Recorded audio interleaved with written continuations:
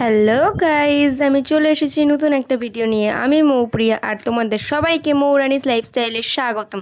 তো চলো শুরু করা যাক। আমি আজ যাচ্ছি কৃষ্ণনগর। রাজা কৃষ্ণচন্দ্র রায়ের অনেক অনুরোধে আমি তার বাড়ির উঠোনের বারোদোল মেলায় যেতে রাজি হয়েছি। এদিকে আমি দেখি সবাই গাড়ি ঘুরিয়ে বাড়ি চলে যাচ্ছে, আর আমি যাচ্ছি রাজা কৃষ্ণচন্দ্র রায়ের বাড়ির উঠোনে। তারপর দেখি আমি যাব বলে রাজা কৃষ্ণচন্দ্র রায় তার বাড়ির গেটটাকে এত সুন্দর করে সাজিয়েছিল, আর সেখানে আমি বাদে রাজা কৃষ্ণচন্দ্র রায়ের অনেক গেস্ট এসেছিল। তারপর রাজা কৃষ্ণচন্দ্র রায় আমাকে ফুল দিয়ে বরণ করে নিয়েছিল। যেহেতু রাজা কৃষ্ণচন্দ্র রায় তার বাড়িতে তার গেস্টদেরকে নিয়ে যাবে না, তাই তার বাড়ির গেটগুলোকেই লাইট দিয়ে সাজিয়েছিল, আর গেস্টরা উঠোনে ঘুরে বেড়াচ্ছিল। আর এখানে রাজা কৃষ্ণচন্দ্র রায়ের কর্মচারীরা তার বাড়ির উঠোনে নানা রকমের আশ্চর্য জিনিস বিক্রি করছিল, সেগুলো রাজা কৃষ্ণচন্দ্র রায়ের অতিথিরাই দেখছিল।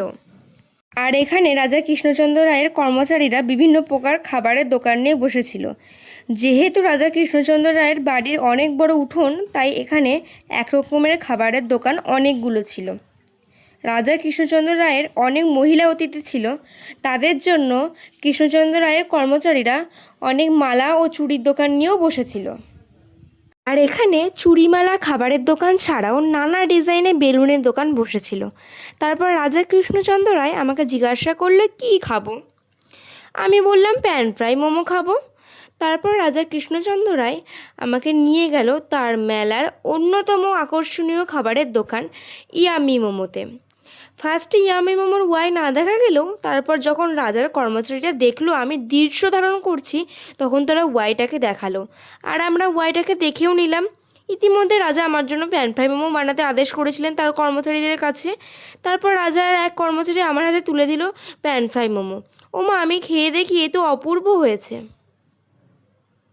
তারপর দেখা মিলল এই অদ্ভুত গোলাকার জিনিসের, যেটাই আমার বুনু হাসতে হাসতে উঠে পড়েছিল, আর উঠার পর নামার জন্য লাফাচ্ছিল, কিন্তু ওর বন্ধু ওকে নামতেই দিচ্ছিল না।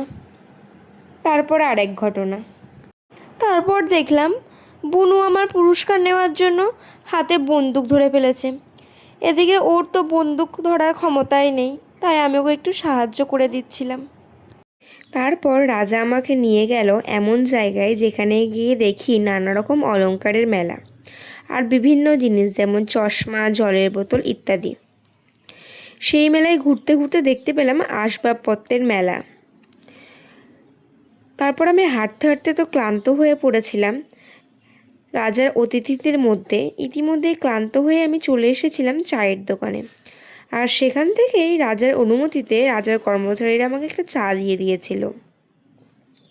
আর সেটা খেতে খেতে দেখি আমার বুনু কার একটা বাড়ির মধ্যে গিয়ে বল নিয়ে লাফাচ্ছে।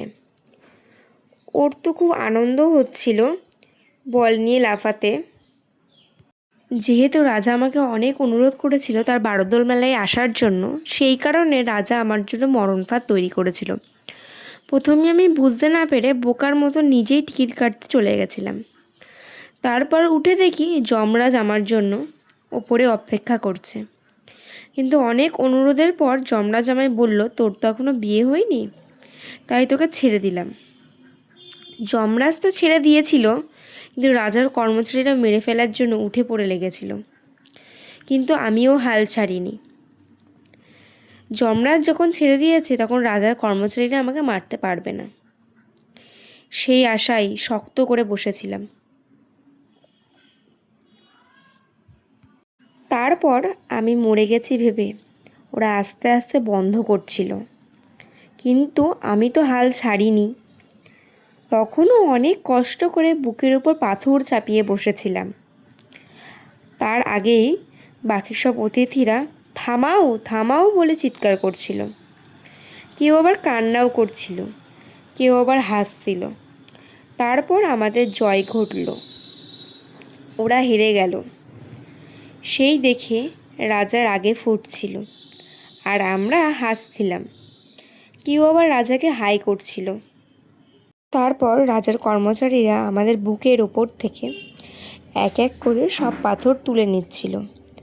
আমরা এবার এখান থেকে নামতে পারবো সেটা ভেবেই মনের মধ্যে একটা আলাদাই আনন্দ হচ্ছিল। তো আমরা এখান থেকে নামি। তোমরা আমার চ্যানেলটাকে সাবস্ক্রাইব করে দাও, আর ফুল ভিডিওটা তোমাদের কেমন লাগলো অবশ্যই কমেন্টে জানাতে ভুলো না। তো দেখো আমরা এবার নামবো। তো টাটা, বাই বাই।